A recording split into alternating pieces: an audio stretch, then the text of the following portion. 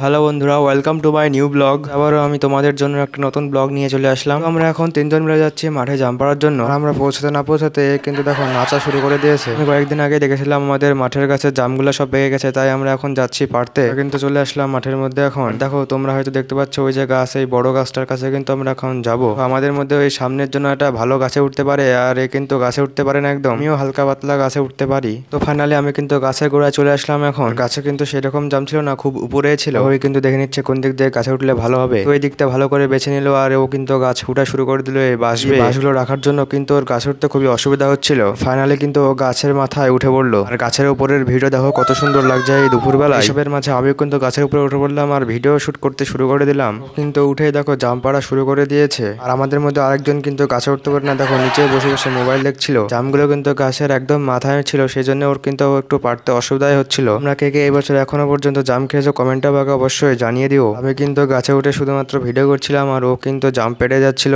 দেখো আমাদের মধ্যে কিন্তু ওরা একজন জাম করাতে ব্যস্ত হয়ে পড়েছে। ফাইনালি আমাদের কিন্তু জাম পাড়া হয়ে গেল আর আমরা দুজন চলে আসলাম গাছের নিচে। কিন্তু শেষ পর্যন্ত এতগুলো জাম পাড়তে পেরেছিলাম। এই দেখো গোছাতে শুরু করে দিয়েছে। দেখো জামগুলোকে দেখতে খুবই সুন্দর লাগছে আর খেতেও কিন্তু খুবই ভালো লাগবে মনে হচ্ছে। দেখো তোমরা এক প্যাকেট কিন্তু জাম হয়ে গেছে। এইদিকে চ্যানেলটিকে অবশ্যই সাবস্ক্রাইব করে দিও আর শেষে ভিডিওটাকে অবশ্যই একটা লাইক করে দিও।